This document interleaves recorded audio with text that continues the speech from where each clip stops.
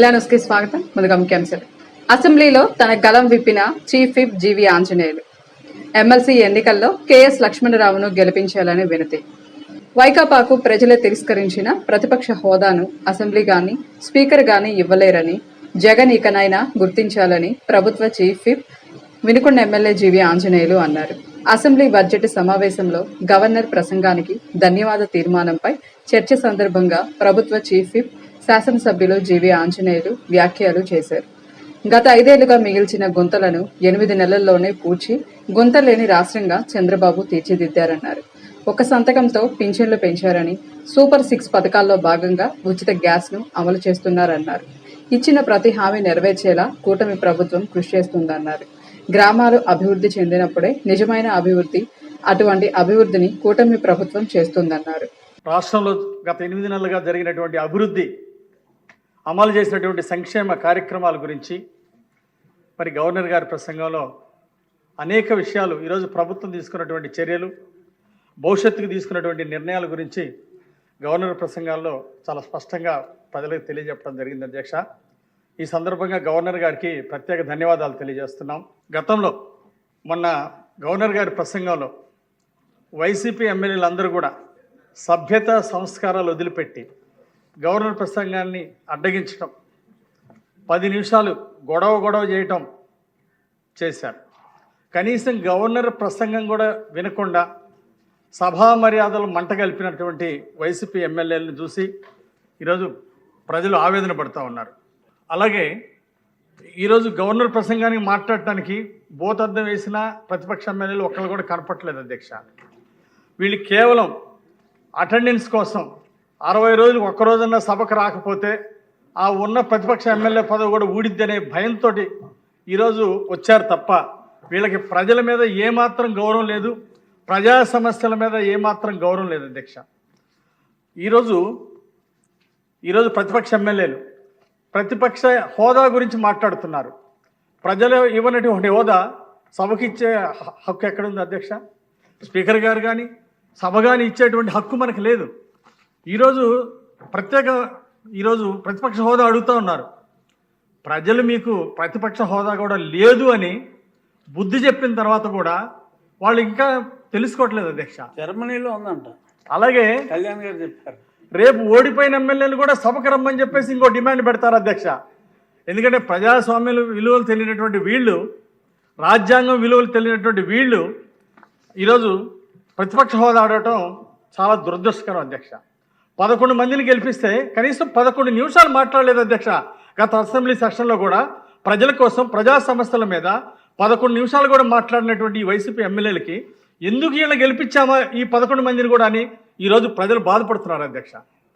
అలాగే ఈరోజు గత 8 నెలలుగా, గత 5 సంవత్సరాల నుండి గుంటల రోడ్డులు మిగిలిస్తే 8 నెలల్లోనే ప్రతి గుంట బూడ్చి గుంటలు నిండి రాష్ట్రంగా అన్ని రోడ్లని తీర్చిదిద్దడం జరిగింది అధ్యక్ష. అలాగే 3000 ఉన్నటువంటి పెన్షన్ని ఒకేసారి ఒకే సంతకంతో 4000 చేసి అందరికీ 4000 ఇవ్వటం, విభిన్న ప్రతిభావంతులకి 3000 నుండి 6000 చేసి ఈ విధంగా పెన్షన్లు పెంచి ఈరోజు సంక్షేమాన్ని బ్రహ్మాండంగా అందజేయటం. అలాగే సూపర్ 6 పథకాలు కూడా ఈరోజు 3 సిలిండర్ల విధానాన్ని అమలు చేసింది ఈరోజు ఈ ప్రభుత్వం. అలాగే భవిష్యత్తులో కూడా ఈరోజు పెన్షన్ ఏ విధంగా అయితే అమలు చేశామో 3 సిలిండర్లు గ్యాస్ ఉచితంగా ఏ విధంగా ఇస్తున్నామో భవిష్యత్తులో మిగిలినవి కూడా ఈరోజు స్పష్టంగా అమలు చేస్తామని చెప్పేసి ముఖ్యమంత్రి గారు చాలా స్పష్టంగా చెప్పారు. మా ప్రభుత్వం గతంలో ఎన్నికల ముందు ఏ హామీలు అయితే ఇచ్చారో ఆ హామీలు ప్రతి ఒక్కటి కూడా నిలబెట్టి రాష్ట్రాన్ని అభివృద్ధిలో ముందుకు తీసుకెళ్తుంది అధ్యక్ష. అలాగే మహాత్మా గాంధీ గారు చెప్పారు, గ్రామసీమల అభివృద్ధి జరిగినప్పుడే రాష్ట్రం బాగుపడుతుందని. గత ప్రభుత్వం రాష్ట్రాన్ని అంధకారంలో పడేశారు, అప్పులు పాలు చేశారు, 10 లక్షల కోట్ల పైన అప్పులు చేశారు. కానీ గ్రామంలో చేసిన పని ఒక్క రోడ్డు వేసిన, సిమెంట్ రోడ్డు వేయలేదు, ఒక సీసీ డ్రైన్ కట్టలేదు అధ్యక్ష. ఆ విధంగా మరి బటన్ నొక్కారే కానీ ఆ బటన్ నొక్కిని కొన్నిటికి అందలేదు డబ్బులు. సో ప్రజలకి సంపద సృష్టించకుండా, రాష్ట్రానికి సంపద సృష్టించకుండా కేవలం బటన్ నొక్కితే ఇలాగే ఉంటుంది.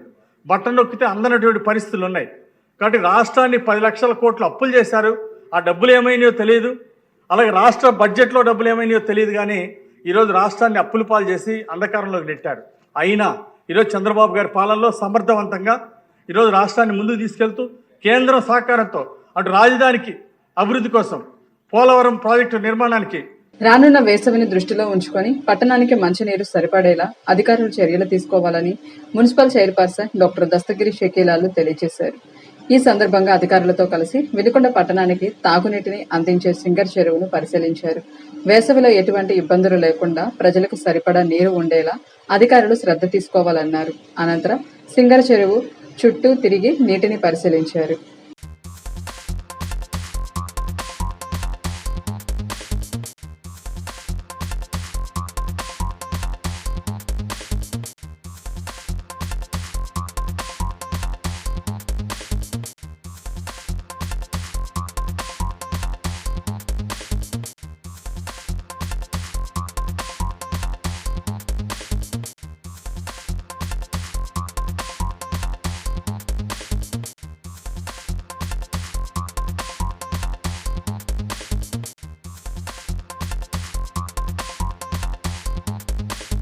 ఈ నెల 27న జరగనున్న కృష్ణా గుంటూరు గ్రాడ్యుయేషన్ ఎన్నికల్లో భాగంగా కూటమి అభ్యర్థి ఆలపాటి రాజేంద్ర ప్రసాద్ విజయాన్ని కాంక్షిస్తూ పల్నాడు జిల్లా శావలాపురం మండలం బీజేపీ మండల అధ్యక్షుడు గట్టుపల్లి శ్రీనివాసరావు ఆధ్వర్యంలో ప్రచారం నిర్వహించారు.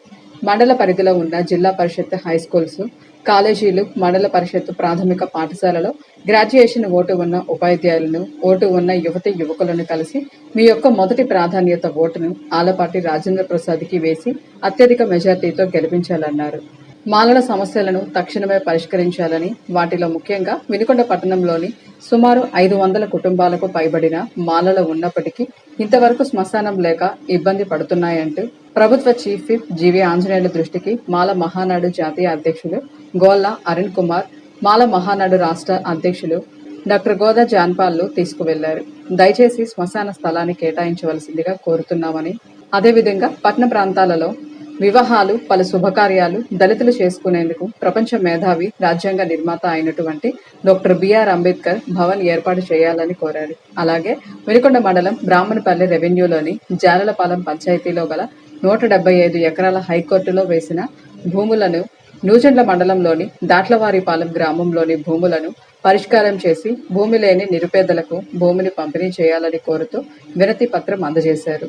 కృష్ణా గుంటూరు ఉమ్మడి జిల్లాల పట్టభద్రుల నియోజకవర్గ అభ్యర్థిగా కెఎస్ లక్ష్మణరావును 27న జరిగే ఎమ్మెల్సీ ఎన్నికల్లో గెలిపించాలని న్యాయవాది ఎంఎన్ ప్రసాద్ తెలియజేశారు. ఈ సందర్భంగా న్యాయవాదులు ఎంఎన్ ప్రసాద్, గంధం హరిప్రసాద్, వై చిరంజీవి, శ్రీనివాసరెడ్డి, శ్రీనివాసరావులు వినుకొండ నియోజకవర్గంలోని పట్టభద్రులకు తెలియజేశారు. ప్రజల గొంతుక శాసన మండలిలో వినిపించడానికి లౌకికవాద ప్రజాస్వామిక దృక్పథం కలిసి సమాజం పట్ల బాధ్యత కలిగిన కెఎస్ లక్ష్మణరావు అందుకు తగిన వ్యక్తి అన్నారు. లక్ష్మణరావును ఎన్నిక చేసుకోవడం ద్వారా శాసన మండలిలో అన్ని వర్గాల ప్రజల యొక్క ఆకాంక్షలను తెలియజేయడానికి అవకాశం ఏర్పడుతుందన్నారు. ప్రతి ఒక్క గ్రాడ్యుయేట్ గుర్తించి కెఎస్ లక్ష్మణరావుకు మీ అమూల్యమైన ఓటును వేసి గెలిపించాలని కోరారు. కృష్ణా గుంటూరు ఉమ్మడి జిల్లాల పట్టభద్రుల నియోజకవర్గం అభ్యర్థిగా నుంచుంటా ఉన్నారు. ఆయన గతంలో 3 సార్లు ఈ ఎమ్మెల్సీ పదవి చేపట్టారు. ఇప్పుడు 4వ పర్యాయం మరి పోటీ చేస్తూ ఉన్నారు. ఇవాళ ప్రజల యొక్క వాయిస్ని చట్టసభల్లో వినిపించడానికి సరైన వ్యక్తి అని చెప్పి మేమందరం కూడా భావిస్తాను లక్ష్మణరావు గారిని. ముఖ్యంగా ఇవాళ ప్రధాన పోటీ కూటమి అభ్యర్థి మధ్య, అట్లానే కెఎస్ లక్ష్మణరావు గారి మధ్య జరుగుతూ ఉన్నది. ఈ సందర్భంలో కొన్ని విషయాలు ప్రజలందరూ కూడా తెలియాల్సిన అవసరం ఉంది, గుర్తు చేయాల్సిన అవసరం ఉన్నది. అనేక శుష్క వాగ్దానాలతో అధికారంలోకి వచ్చినటువంటి కూటమి ప్రభుత్వం ఇవాళ ఏ ఒక్క వాగ్దానాన్ని కూడా నెరవేర్చలేకపోయింది. ప్రజలు చాలా ఆశలు పెట్టుకున్నారు, కానీ ఏ ఒక్కదాన్ని కూడా నెరవేర్చలేదు. ఉద్యోగస్తులు చాలా ఆశలు పెట్టుకున్నారు, నిరుద్యోగులు పెట్టుకున్నారు, కానీ ఏ ఒక్కటి కూడా కూటమి ప్రభుత్వం నెరవేర్చడంలో పూర్తిగా విఫలమైంది. నిన్నగాక మొన్న గ్రూప్ 2 ఎగ్జామ్స్లో కూడా అనేక డ్రామాల మధ్య నడిచింది. అభ్యర్థుల యొక్క ఆకాంక్షలకు భిన్నంగా ఆ పరీక్షలు నిర్వహించడం జరిగింది. ఇట్లా అనేక వాగ్దానాలను నిలబెట్టుకోలేక విఫలమైనటువంటి కూటమికి మరొక అవకాశం ఇవ్వటం అంటే అది ఆత్మహత్యా సదృశ్యం అవుతుంది అని చెప్పి ఈ సందర్భంగా మేధావులందరికీ నేను విజ్ఞప్తి చేస్తూ ఉన్నాను.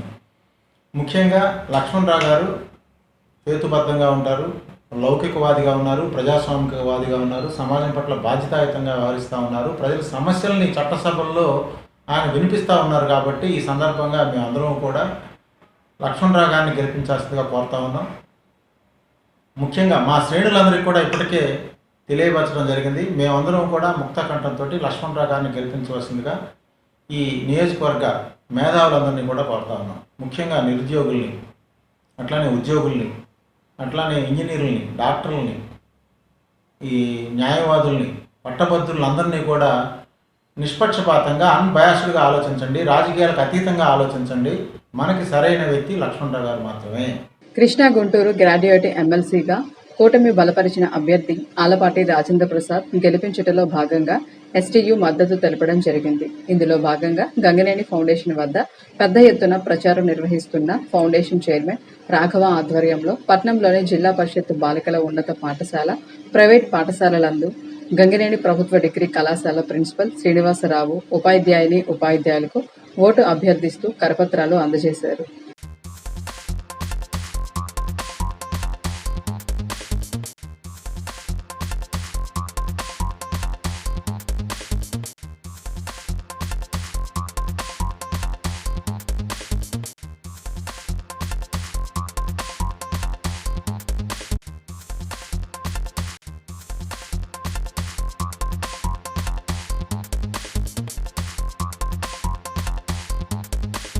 కేంద్ర రాష్ట్ర ప్రభుత్వం దశల వారీగా అంగన్వాడీ సెంటర్ను అనేక విధాలుగా కార్యక్రమాలను రూపొందించి అభివృద్ధి చేసిందన్నారు.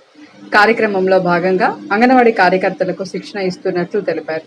అంగన్వాడీ కార్యకర్తలు 0 నుండి 6 సంవత్సరాల పిల్లలకు శారీరక, మానసిక ఎదుగుదల, ఆహారం ఎలా తీసుకోవాలి అనే పద్ధతులు నేర్పాలని తెలియజేశారు. అంగన్వాడీ కార్యకర్తలు కల్పిస్తున్న ఈ యొక్క అవగాహన సదస్సులను సద్వినియోగం చేసుకొని పిల్లలకు, తల్లులకు మంచి విలువలతో కూడిన విద్యతో పాటు పౌష్టికాహారాన్ని అందించాలని ఎంఈఓ సయ్యద్ జఫరుల్లా తెలియజేశారు. వినుకొండ అర్బన్ ఏపీ గురుకుల ట్రైబల్ వెల్ఫేర్ గర్ల్స్ స్కూల్ నందు కొన్ని రోజులుగా నిర్వహిస్తున్న శిక్షణ తరగతులు నేటితో ముగిశాయి. శిక్షణ తరగతులను వినుకొండ పట్టణ సూపర్వైజర్ శ్రీలత, సిడిపిఓ అనురాధ ఆధ్వర్యంలో నిర్వహించగా ఎంఈఓ సయ్యద్ జఫరుల్లా, ఆర్పి దివ్యలు విచ్చేసి ప్రసంగించారు.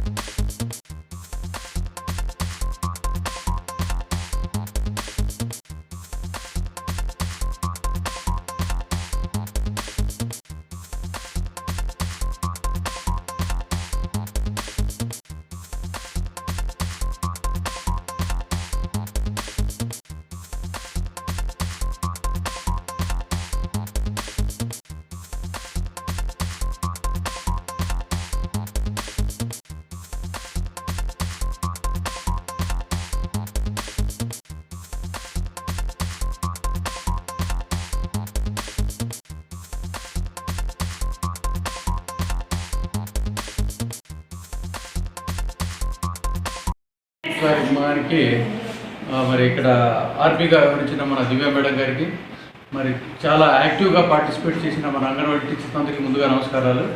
మరి 6 days సాల్ట్ ప్రోగ్రాంలో భాగంగా మనకు ట్రైనింగ్ ఇవ్వడం జరిగింది. ఆ సాల్ట్ యొక్క ఉద్దేశం, సాల్ట్ అంటే సపోర్టింగ్ ఆంధ్రాస్ లెర్నింగ్ ట్రాన్స్ఫర్మేషన్.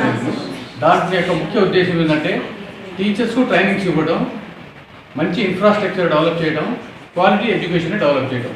ఈ 3 ఆబ్జెక్టివ్స్తో సాల్ట్ అనే ప్రోగ్రాము మన రాష్ట్రంలో నిర్వహించబడుతుంది. దాంట్లో భాగంగానే మరి ఐసిడిఎస్ డిపార్ట్మెంట్, మన ఎడ్యుకేషన్ డిపార్ట్మెంట్ యొక్క సంయుక్త నిర్వహణలో మీ అందరికి కూడా మంచి ట్రైనింగ్ ఇవ్వడం జరిగింది. మరి 6 రోజులు ట్రైనింగ్లో మీరందరూ కూడా మరి అంగన్వాడీ సెంటర్స్లో ప్రతి ఒక్క టీచర్, అంగన్వాడీ టీచర్ ఒక లీడర్గా అక్కడ ఉండే పిల్లల్ని, ఆ తల్లుల్ని, వాళ్ళందరినీ కూడా ఏ విధంగా మోల్డ్ చేయాలి, అక్కడ వాళ్లకు ఏ విధంగా ఆకర్షించుకోవాలి, వాళ్లకు ఎటువంటి భాష నేర్పాలి, ఎఫ్ఎల్ఎన్ మన ఫండమెంటల్ లిటరసీ అండ్ న్యూమరసీ అనేది కూడా ఉంది దీంట్లో. దాన్ని ఏ విధంగా నేర్పాలి అనే అనేక అంశాలని మీరందరూ కూడా ఈ 6 డేస్లో నేర్చుకున్నారు. మేము 1-2 సార్లు చూడడం జరిగింది. చాలా యాక్టివ్గా మరి మీరందరూ కూడా చాలా యాక్టివ్గా పార్టిసిపేట్ చేసి చక్కటి ట్రైనింగ్ పొందారు. మరి ఈ ట్రైనింగ్లో నేర్చుకున్న అనేక అంశాలు మీరు అక్కడ పిల్లల్లో క్రియేటివిటీ డెవలప్ చేయడం కావచ్చు, పిల్లల్లో మంచి హ్యాబిట్స్ ఇన్కల్కేట్ చేయడం కావచ్చు, అలాగే వాళ్ళ యొక్క డిసిప్లైన్, పంక్చువాలిటీ, వీటన్నిటికి సంబంధించి అనేక అంశాలు మీరు వెళ్ళి రేపు అక్కడ ఉండే విద్యార్థులకు తయారు చేయబోతున్నారు, అక్కడ ఉండే స్టూడెంట్స్ని. అదేవిధంగా ప్రైమరీ ఎడ్యుకేషన్కి వీళ్ళందరినీ కూడా సిద్ధమయ్యేటట్లుగా తయారు చేయబోతున్నారు. దానికి సంబంధించి అనేక అంశాలు మరి యాక్టివిటీస్ ఇవన్నీ కూడా ఇక్కడ చేశారు. తర్వాత అక్కడ కూడా వెళ్ళి మీ సెంటర్స్లో ఎక్కువ మంది పిల్లలు మన దగ్గరికి వచ్చేటట్లుగా, ఇక్కడ మన సెంటర్స్ ఆకర్షించేటట్లుగా, అక్కడికి వచ్చిన తర్వాత విద్యార్థుల్లో మంచి హ్యాబిట్స్ అవన్నీ కూడా డెవలప్ చేసుకునేటట్టుగా మీరందరూ కూడా ప్రయత్నం చేస్తారని చెప్పేసి మేము ఆశిస్తున్నాము. అదేవిధంగా మరి అక్కడ తల్లులు కూడా వస్తుంటారు. ముఖ్యంగా వాళ్లకు మన సెంటర్స్కి ఎక్కువగా అవకాశం మీకే ఉందన్నమాట. అక్కడ ఆ వచ్చిన తల్లులకి మన పిల్లలతో ఏ విధంగా బిహేవ్ చేయాలి, ఎట్లా మాట్లాడాలి, ఆ పిల్లల యొక్క భవిష్యత్తు ఎట్లా ఉంటుంది, ఎక్కడ చదివిస్తే ఎలా ఉంటుందో అనే దాని గురించి కూడా మీరందరూ తప్పనిసరిగా వాళ్ళతో ఈ అంశం మీద మాట్లాడాల్సిన అవసరం ఉంది. ఆ విధంగా చేసి మన ఈ ఎడ్యుకేషన్ సిస్టమ్, ప్రైమరీ ఎడ్యుకేషన్ కావచ్చు, లేకుంటే మన ప్రీ ప్రైమరీ ఎడ్యుకేషన్ కావచ్చు, ఏదైనా సరే దీన్ని బలోపేతం చేయాలంటే దానికి ముఖ్యంగా తల్లుల యొక్క భాగస్వామ్యం ముఖ్యం. కాబట్టి వాళ్ళందరినీ కూడా ఎడ్యుకేట్ చేసి మన సెంటర్స్ అన్నీ కూడా మంచి సెంటర్స్గా నిర్వహిస్తున్నారు, మంచి సెంటర్స్గా రన్ అవుతున్నాయి అనేటట్టుగా మరి గతంలో ఉన్న దానికంటే కూడా మెరుగ్గా మరి సెంటర్స్ మీరందరూ కూడా రన్ చేస్తారని చెప్పేసి ఆశిస్తూ మరి ప్రతి ఒక్క విద్యార్థి యొక్క జీవితంలో ఈ విజ్ఞాన జ్యోతిని మీరందరూ కూడా అక్కడ వెలుగుతో నింపుతారని చెప్పేసి ఆశిస్తూ నాకు ఇచ్చిన ఈ అవకాశానికి మీ అందరికీ కూడా ధన్యవాదాలు తెలియజేస్తాను. ఇంతటితో వెన్నెలా న్యూస్ సమాప్తం. తిరిగి రేపటి వెన్నెలా న్యూస్లో కలుసుకుందాం. నమస్కారం.